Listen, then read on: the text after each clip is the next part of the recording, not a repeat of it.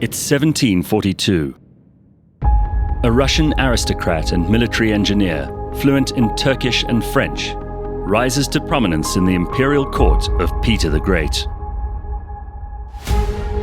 He has all the trappings of nobility, including a country house tended by 300 serfs. He's held in such high regard that the Tsar adopts him. He travels with his father's grand embassy in Europe. He meets philosopher Voltaire, who calls him a star of the Enlightenment. This great figure of Russian history's name is Gannibal. Charming, intelligent, and a man of extraordinary achievement. Oh, and also a black African. Welcome to Blind History with Gareth Cliff and Anthony Mederer, and we are here to give you a look into the interesting people from history. We try to choose a variety of people from all kinds of places, and this guy you discovered, Ant, you found a little article about him, and I mean, now I went down the rabbit hole, and this is what I love about doing this show, is I learn new things, even though I'm a history fan, and I think I've read a lot of history books. You never know everything. No, you don't. This story is extraordinary. Imagine a black man from Cameroon, they reckon, ending up not only in the Russian nobility, but as the adopted son of the Tsar, commanding armies, and ultimately having a grandson who became the father of Russian literature. I mean, you'd think it was made up. Yeah, it was insane. The Black Moor of Peter the Great. It was unbelievable. It was just this story. When I read it the first time, it's just incredible. Rags to riches, although he did come from nobility in Africa. Well, yes, but he was basically kidnapped by the slave trade. Yeah. And being the son of a sort of wealthy and well-known either aristocrat or king in Cameroon, he was taken on ships by the Barbary pirates, who were, famous slavers of that period in the 1700s.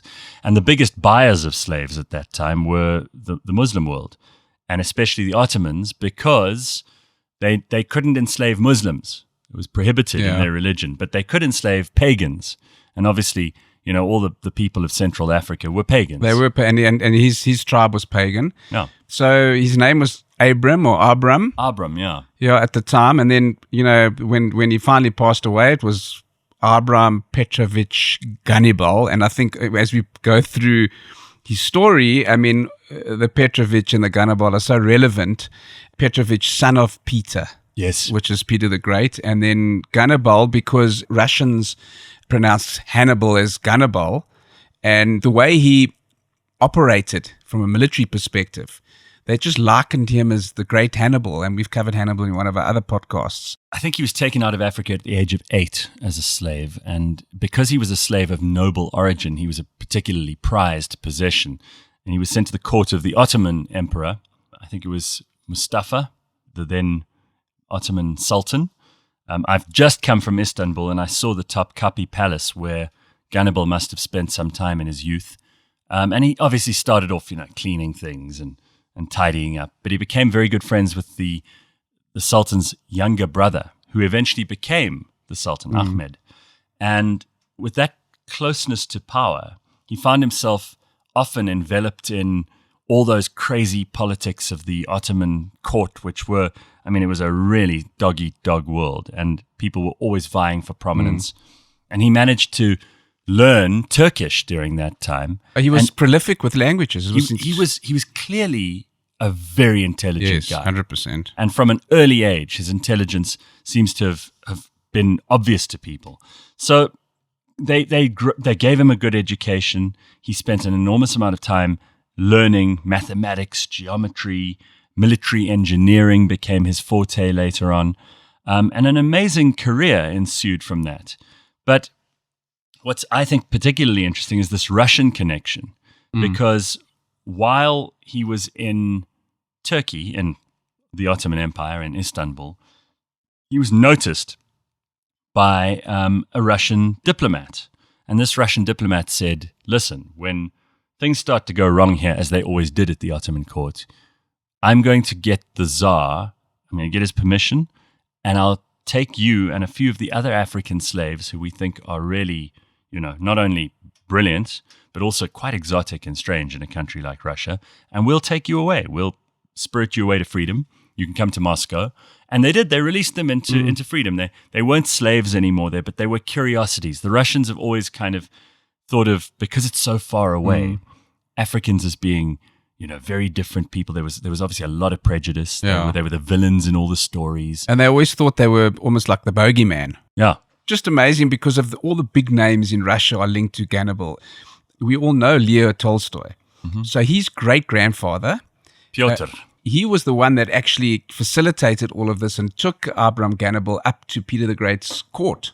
Right. And Peter the Great as well, for all his craziness, he was progressive. And, he was definitely trying to bring Russia into more European ways. And his feeling was, look, if this man is of a different color, different culture, we can prove he can fit in perfectly in anywhere in the world, then people will start realizing that openness is the answer. And merit. I mean, Yes. he was very against the idea of what was then the Russian aristocracy's way of doing things, that you just inherited titles and jobs and names and, all of that was just in the blood. And what he was trying to say here very clearly is, here, I'm going to bring this kid in from far away. He's completely foreign. He doesn't look like any of us. And I'm going to prove to you that him on his merits can get ahead, that I can make sure that if I give him the opportunities that all of you have, he will excel just as much. And he proved exactly that. Yeah. I mean, so Peter took a big liking to him, brought him into the household. He was baptized in 1706. Peter was his godfather. And it was personally significant to him because he used that date as his birthday from then on. So he decided that was going to be his birthday. He didn't know the actual date of his birth from his origins in Africa. But Peter the Great, just a side story, I mean, he loved the dwarfs. and his daughter got married to this lavish wedding, and his son-in-law died of alcohol poisoning on the way back home after the wedding. Talk about a bachelor's party. Yeah, so we talk the other side of Peter the Great. And then he had a replica of his daughter's wedding with dwarfs a week later. So there was some crazy stuff. So he was enlightened, but also a bit of a nutter sometimes. He received such an extensive education, and even while Peter was on his grand embassy across Europe, he dropped him off in France and left him in Paris for a while, where he met Voltaire. And Voltaire called him the dark star of Russia's enlightenment. Yes. I mean, really incredible how this guy's life intersected so unexpectedly with everyone else. And yet, I'm afraid if you ask most people who Gannibal was, they would have no idea. Exactly. His contribution to military engineering, the canals that he dug, the forts he built, particularly in modern Estonia, where, there are still projects that he supervised and came up with and facilitated that are still in operation today. Yeah, that's incredible. But the French connection was testimony to his character and his personality. He joined the army. I mean, crazy in France. He just loved military, loved battles. And he was appointed a captain, and it was the siege of Saint Antonio, something to that effect. That was a successful campaign at the time. In the Pyrenees. But then he was blown up to a certain extent. He got injured. We get injured quite badly. Yeah, and they decided to put him in the infirmary. Yeah, exactly. And then he came back to Paris as a war hero. And that was his time, and he'd learnt a lot. And then when he went back to Russia, he had this massive welcome.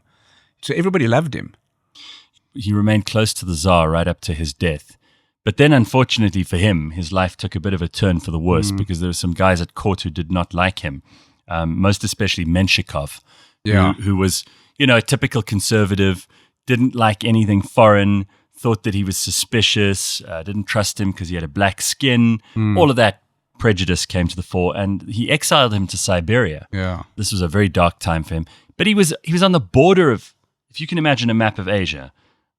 I mean, this guy's come from Cameroon in the 1700s.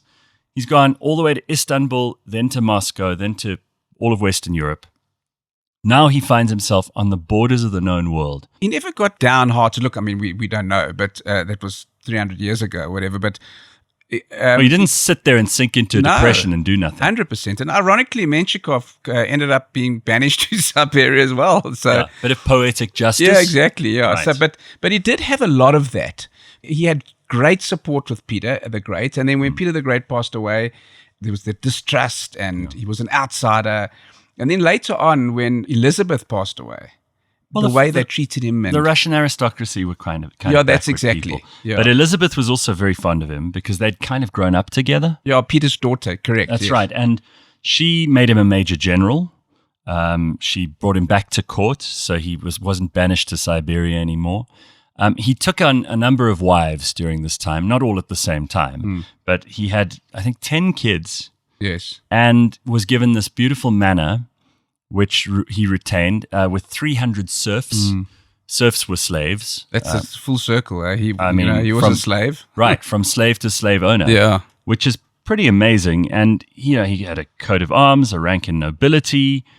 He was actually regarded very highly, ultimately, towards the end of his life. But he could tell, like by the time Catherine the Great came along, that he was a bit of a leftover from a bygone era. He could tell that Peter was long gone. People had forgotten about the amazing things that he'd done in his early career in Russia. And he sort of took the hint that he should go and live quietly and enjoy the rest of his life. And he did for quite some time on this, big farm that he'd been given with all his slaves and his kids. And one of his grandchildren ended up being Pushkin. Correct, Count Pushkin. Count Pushkin, the famous Russian author that he's called the father of Russian literature. Yeah.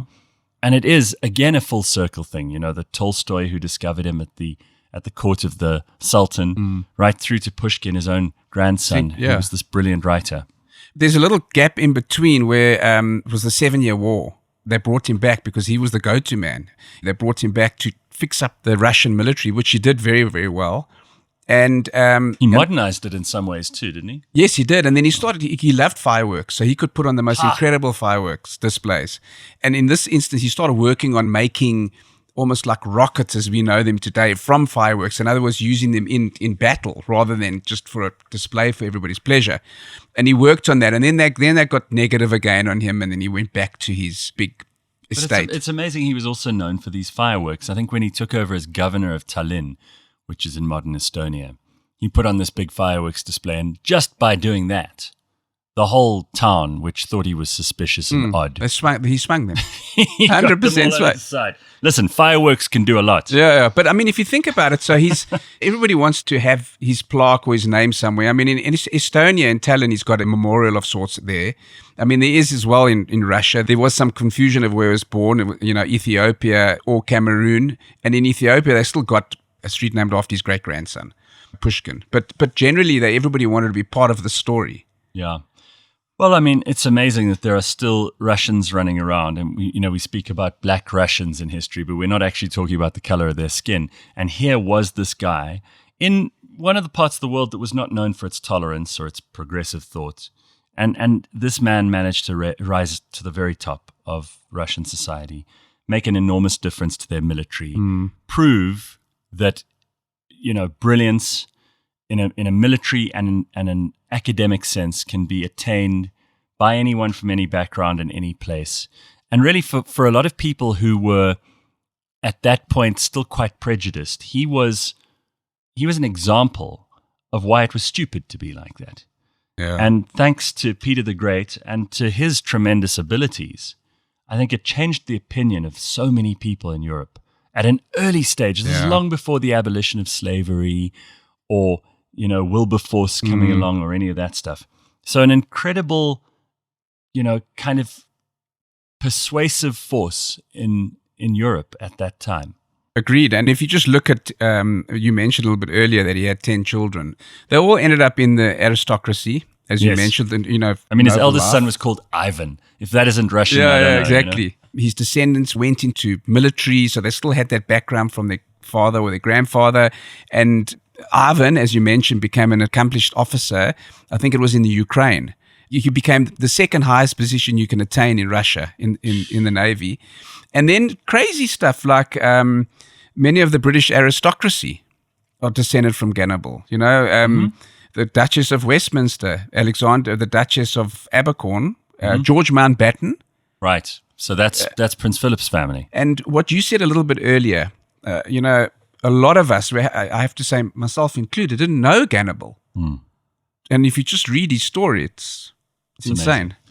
Well, I certainly hope that, that we all have learned something interesting about this guy. I'm really pleased you found his name and decided that we should focus on him because, again, these are those golden nuggets that you find every now and then in history because the obvious big names, everybody knows a little bit about them. But with someone like this, I had to read a lot in order to inform myself on just the slightest thing because I knew nothing. But it is amazing, again, how these historical lives all intersect. Yeah, exactly. And in his case, to have been alive and to have borne witness to all of the things that were happening in Europe at that time, and frankly, in the Ottoman Empire, and even in Africa, what he could remember. There is still some debate about where exactly in Africa he comes from, because he had the idea that he was born of an Ethiopian noble family or royal family. They've done some research, modern historians have done some research, all kinds of comparisons. They figured out that he was probably born near Lake Chad in Cameroon, modern Cameroon, and that's the most likely possible place where he could have come from. So that's not Ethiopia, which was kind of involved in Europe. And also the Negroid look versus the Northern African look, so like a Hannibal for that matter. Right. There's almost Egyptian, European influence in it. And a lot of, there's so much prejudice in those days. Sure. So to tell a story, they would want to make it more Ethiopia. Because to sanitize it a little bit. Exactly, to sanitize it. But he was a black man. 100%. and his son Ivan looked like a black man. So it was really, for that time and place, properly odd and extraordinary and exotic and weird for the Europeans. But this guy just never let that get him down. And none of it, even being exiled to Siberia, nothing got him down. He was there to win. He was a powerful, powerful, powerful character. And what I also am learning more and more is although we often talk about a global village, and we saw in the pandemic now, everybody's banding together globally, but the cultures are so different. In Russia to China to Western Europe to even the UK is different to parts of Western Europe. The French are different to the Germans. Well, we think of these nations and people and cultures as being unidimensional, like they're very black or white, no shades of gray. But his story to me just illustrates how, at a time where we think history was very binary, there was obviously a lot of stuff going on that wasn't as clear. I mean, slavery, which we'll talk about in the next episode too, because there was a guy who was very pro-slavery in the next episode. Slavery was just our way of life. It wasn't a moral thing for people at that point. And, it's easy to look at history and go villains and victors. But when you observe these things at close quarters, it's not that simple. Not exactly. And this family clearly, illustrate that very well. By the way, his great-grandson, Alexander Pushkin, wrote the book, which was The Moor of Peter the Great, but it was a little bit more than memoirs. It was a little bit of an honorific more than anything else. It was meant to make his great-grandfather look good, and he worshipped the ground his great-grandfather walked on. So they've done a stage version of his book, and there are many other diaries that have been published recently about the life of Gannibal. I mean, an amazing, amazing story. Yeah, and I think it's quite nice. That's always what we set out to achieve, is for people now to go dig a bit deeper and to learn a little bit more about these people that we talk about. And this is just one of these that a lot of us don't know about, and it's been fantastic to learn more about him. So go and look him up. Gannibal. Fantastic. Thanks for listening to this episode of Blind History. Every episode is available on the Cliff Central app, cliffcentral.com, or wherever you get your podcasts. In the next episode, his career was shaped, there was a little bit of luck at least, because his uncle was Captain Maurice Suckling, and he took him under his wing. And he spent his teenage years, first of all, technically learning in the Thames, and then also just going out to sea. So he spent his life on the sea.